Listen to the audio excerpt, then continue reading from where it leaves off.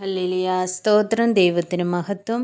എല്ലാ ദൈവമക്കൾക്കും കർത്താവിൻ്റെ അതിപരിശുദ്ധമായ നാമത്തിൽ എൻ്റെ സ്നേഹവന്ദനം അറിയിക്കുന്നു. ഇന്ന് ഞാൻ വായിക്കാൻ പോകുന്നത് സങ്കീർത്തനം 78 എല്ലാവരും ശ്രദ്ധയോടെ കേൾക്കുക, അനുഗ്രഹം പ്രാപിക്കുക. എൻ്റെ ജനമേ, എൻ്റെ ഉപദേശം ശ്രദ്ധിപ്പിൻ, എൻ്റെ വായ്മൊഴികൾക്ക് നിങ്ങളുടെ ചെവി ചായ്പിൻ. ഞാൻ ഉപമ പ്രസ്താവിപ്പാൻ വായ് തുറക്കും, പുരാതന കടങ്കഥകളെ ഞാൻ പറയും. നാം അവയെ കേട്ടറിഞ്ഞിരിക്കുന്നു, നമ്മുടെ പിതാക്കന്മാർ നമ്മോട് പറഞ്ഞിരിക്കുന്നു. നാം അവരുടെ മക്കളോട് അവയെ മറച്ചു വയ്ക്കാതെ വരുവാനുള്ള തലമുറയോട് യഹോവയുടെ സ്തുതിയും ബലവും അവൻ ചെയ്ത അത്ഭുത പ്രവൃത്തികളും വിവരിച്ചു പറയും. ആമേൻ.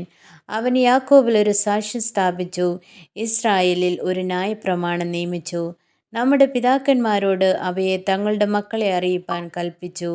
വരുവാനുള്ള തലമുറ ജനിപ്പാനിരിക്കുന്ന മക്കൾ തന്നെ അവയെ ഗ്രഹിച്ചെഴുന്നേറ്റ് തങ്ങളുടെ മക്കളോട് അറിയിക്കുകയും അവർ തങ്ങളുടെ ആശ്രയം ദൈവത്തിൽ വയ്ക്കുകയും ദൈവത്തിൻ്റെ പ്രവൃത്തികളെ മറന്നു കളയാതെ അവൻ്റെ കൽപ്പനകളെ പ്രമാണിച്ച് നടക്കുകയും തങ്ങളുടെ പിതാക്കന്മാരെ പോലെ ശാഠ്യവും മത്സരവുമുള്ള തലമുറയായി ഹൃദയത്തെ സ്ഥിരമാക്കാതെ ദൈവത്തോട് അവിശ്വസ്ത മനസ്സുള്ളൊരു തലമുറയായി തീരാതിരിക്കുകയും ചെയ്യേണ്ടതിന് തന്നെ ആയുധം ധരിച്ച വില്ലാളികളായ എഫ്രയീമ്യർ യുദ്ധ ദിവസത്തിൽ പിന്തിരിഞ്ഞുപോയി.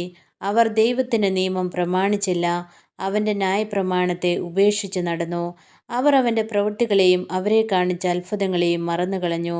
അവൻ മിസ്രയീം ദേശത്ത് സോവാൻ വയലിൽ വെച്ച് അവരുടെ പിതാക്കന്മാർ കാണുകെ അത്ഭുതം പ്രവർത്തിച്ചു.